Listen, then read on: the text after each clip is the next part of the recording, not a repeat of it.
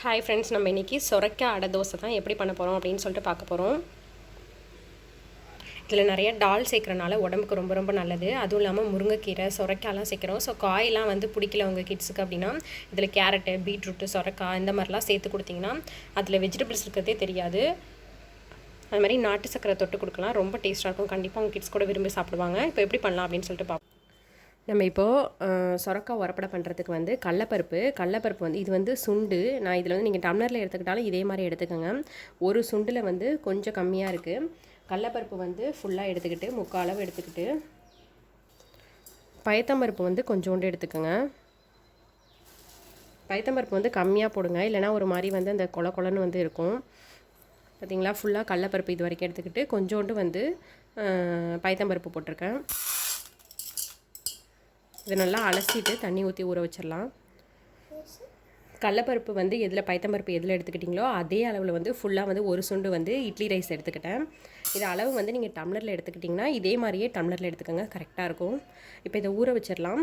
இது வந்து ஒரு 1.5 மணி நேரம் ஊறினாலே போதும். நல்லா அலசிட்டு அதுக்கப்புறம் நல்ல தண்ணி ஊற்றி ஊற வைங்க. இது வந்து கிட்டத்தட்ட ஒரு 1.5 மணி நேரம் 2 மணி நேரத்துக்கிட்டே ஊறிடுச்சு. இப்போ நான் அரைக்கிறதுக்கு என்ன வேணுமோ அதை மட்டும் சொல்கிறேன். பட்டை மிளகாய் ஒரு 5 பட்டை மிளகாய் எடுத்துக்கோங்க.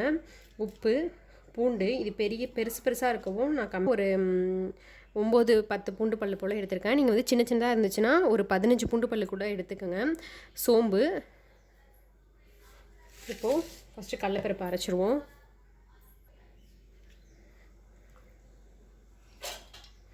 தண்ணி வந்து நிறையா தண்ணி ஊற்றுறதுனால ஒன்றும் கிடையாது. அதனால் வந்து அப்படி தண்ணி தேவைப்பட்டாலும் இந்த மாதிரி ஊற வச்சுருக்கீங்கள இந்த தண்ணியே ஊற்றிக்கங்க. தண்ணி வந்து நிறையா ஊற்றாதீங்க, ஏன்னா உங்களுக்கு வந்து உரப்படாங்கிறப்ப வந்து தண்ணி வந்து கொஞ்சம் ரொம்ப தோசை மாவு கன்சிஸ்டன்சிக்கு இருக்கக்கூடாது. ஸோ மேக்ஸிமம் வந்து அரைச்சிக்கிட்டு அதுக்கப்புறம் தேவைப்பட்டால் கூட ஊற்றிக்கலாம். அதனால் முடிஞ்ச அளவுக்கு அரைக்கிறப்ப வந்து கொஞ்சம் கொஞ்சமாகவே ஊற்றி அரைச்சிக்கோங்க. இப்போ இதில் வந்து நான் எதுவும் போட்டு அரைக்கல, இதை வந்து தனியாக தான் அரைக்கிறேன். கடலப்பருப்பு மட்டும், கடலப்பருப்பும் இந்த பாசிப்பருப்பு ஊற வச்சு தான் அரைக்கிறேன். பச்சைப்பயிறு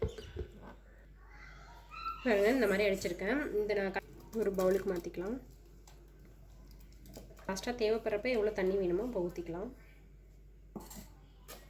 இது ஏன் தனித்தனியாக அடிக்கிறேன்னா கடலப்பருப்பு வந்து ஈஸியாக அடிபட்டுரும், அரிசி வந்து கொஞ்சம் அடிப்படை லேட் ஆகும். அது மாதிரி பட்டை மிளகாய் இதெல்லாமும் அடிப்படை லேட் ஆகும். ஸோ அதனால தான் வந்து இதெல்லாம் அரிசியோடு போட்டு அடிக்கிறேன்.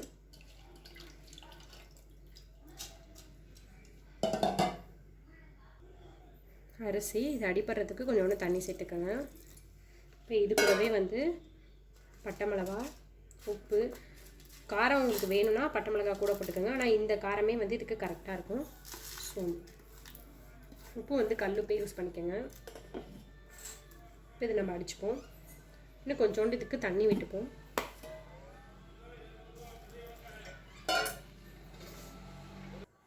பாருங்க, இந்த மாதிரி நல்லா அடிச்சுக்கோங்க. ரொம்ப வந்து மாவாக இருக்கக்கூடாது. ரொம்ப மாவாக இருந்தால் வந்து உங்களுக்கு உரப்படை நல்லா இருக்காது. ரொம்ப மாவாக இல்லாமல் இந்த பாருங்கள் லைட்டாக அந்த நொரன்னு இருக்குல்ல, இந்த மாதிரி அடிச்சுக்கணும். இதான் வந்து உரப்படை வந்து நல்லாயிருக்கும். ரொம்ப போட்டு மாவாக அடிச்சிடாதீங்க. லைட்டாக இந்த மாதிரி நொரன்னு இருந்தால் போதும். இது இதில் ஊற்றிப்போம். இன்னும் தண்ணி ஊற்றி கழுவி ஊற்றிடுங்க. இப்போ இதில் என்னென்ன அரைஞ்சி போடணும் அப்படின்னு சொல்லிட்டு சொல்கிறேன். இப்போ நம்ம உரப்படையில் நம்ம அரைக்க வேண்டியதெல்லாம் அரைச்சிட்டோம். இப்போ மிச்சம் வந்து என்னென்ன போடணும் அப்படின்னு சொல்லிட்டு பார்ப்போம். இது வந்து சின்ன வெங்காயம் வந்து இந்த மாதிரி ரொம்ப சின்னதாக கட் பண்ணி வச்சுக்கோங்க. அப்போ தான் வந்து சின்ன பிள்ளைங்க சாப்பிட்டா வந்து வாயில் பட்டால் அப்புறம் துப்புவாங்க, சாப்பிட மாட்டாங்க. இது வந்து சொரக்காய் வந்து இந்த மாதிரி துருவிக்கங்க. மேலே உள்ள தோலெல்லாம் வந்து சீவிட்டு நடுப்புற வந்து கொட்டை இருக்கும், அதெல்லாம் எடுத்துட்டு மிச்சம் உள்ளதை வந்து இந்த மாதிரி துருவிக்கங்க. இது முருங்கைக்கீரை வந்து அதே மாதிரியே ஒரு கப் எடுத்துக்கோங்க. முருங்கைக்கீரை போட்டால் நல்லாயிருக்கும். அப்படி கிடைக்கலனா ஓகே, ஆப்ஷனல் தான். ஆனால் இருந்தால் போட்டிங்கன்னா ரொம்ப நல்லாயிருக்கும். இப்போ இது எல்லாத்தையுமே வந்து நம்ம இதில் போட்டு மிக்ஸ் பண்ணிடுவோம். இதில் வந்து உப்பு, காரம் எல்லாம் கரெக்டாக இருக்கான்னு பார்த்துக்கோங்க. அப்படி உப்பு பத்தலைன்னா உப்பு போட்டுக்கோங்க. காரம் தேவை அப்படின்னா வந்து மிளகாத்தூள் கூட போட்டுக்கலாம்.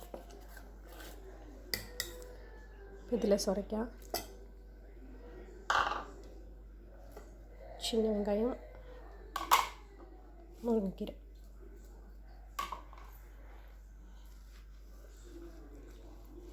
நீங்கள் எவ்வளோ அரைச்சிருக்கீங்களோ அதுக்கு தகுந்தாப்பில் வந்து இந்த அளவை வந்து நீங்கள் கம்மி பண்ணிக்கலாம். அந்த மாதிரி வந்து இந்த மாதிரி மாவை மட்டும் அரைச்சி வச்சுட்டு ஃப்ரிட்ஜில் வச்சுட்டு உங்களுக்கு எப்போ தேவையோ எத்தனை பேர் சாப்பிட்றீங்களோ அவ்வளோக்கு மட்டும் மாவை தனியாக எடுத்து இதெல்லாம் அரிஞ்சு நீங்கள் அதில் சேர்த்துக்கலாம். எல்லா மாவுலையும் சேர்த்து அப்படியே வைக்காதீங்க. வெங்காயம்லாம் வந்து அரிஞ்சு வைக்கக்கூடாது அப்படிம்பாங்க. அதனால் அப்பப்போ உங்களுக்கு எப்போ தேவையோ அப்போ மாவு எடுத்து இந்த மாதிரி அரிஞ்சு சேர்த்துக்கோங்க. இதை நல்லா மிக்ஸ் பண்ணிவிட்டு உப்பு காரம்லாம் கரெக்டாக இருக்கான்னு பார்த்துக்கோங்க. இன்னும் கொஞ்சம் கூட தண்ணி ஊற்றிக்கலாம். இது வந்து நல்லா இப்போ கெட்டியாக இருக்குது. இன்னும் கொஞ்சம் வந்து நம்ம தண்ணி ஊற்றிப்போம். இந்த முருங்கைக்கீரை இருந்த கப்லேயே வந்து தண்ணி ஊற்றுறேன். எனக்கு வந்து இதில் கொஞ்சோண்டு உப்பு பத்தலை, ஸோ உப்பு போட்டுக்கிறேன். நீங்கள் காரம் வேணுன்னா கண்டிப்பாக காரம் போட்டுக்கோங்க. காரமும் வந்து கொஞ்சோண்டு போட்டுக்கிறேன். வேணும்னா தான் ஆப்ஷனல். காரம் வந்து வேணும்னா போட்டுக்கோங்க. இல்லைனா வந்து நீங்கள் அரைச்சதே கரெக்டாக இருக்கும். இல்லைனா பட்டை மிளகா வச்சு அரைக்கிறப்பே வந்து கூட வச்சு அரைச்சிக்கோங்க. ஆனால் கூட போயிடுச்சுன்னா வந்து பிள்ளைங்க சாப்பிட்டாங்கன்னா வந்து காரமாக இருக்கும். அதனால் அரைச்சிக்கிட்டு வேணும்னா போட்டுக்கோங்க. பாருங்கள், இந்த ஸ்டேஜில் வச்சுருக்கேன். இந்த மாதிரி திக்காக இருக்கணும். அப்போ தான் அடைனா வந்து நல்லாயிருக்கும்.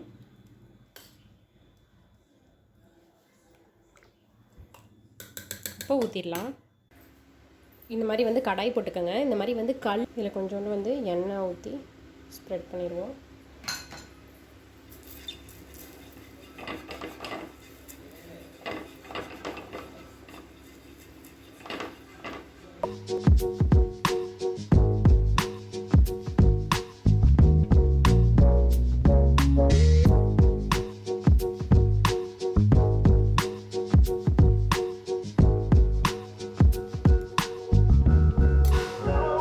ஃபுல்லாக வச்சுக்கோங்க. எண்ணெய் விட்டு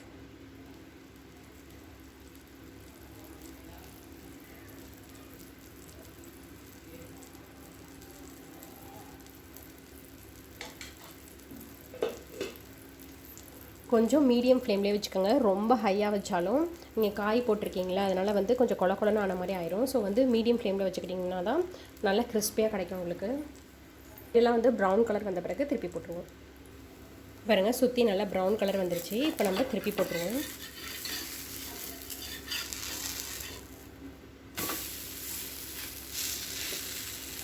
திருப்பி போட்டு கொஞ்சோண்டு எண்ணெய் விட்டுருவோம். நம்ம எடுத்துருவோம். பாருங்கள், இந்த மாதிரி வந்தோடனே எடுத்துருவோம்.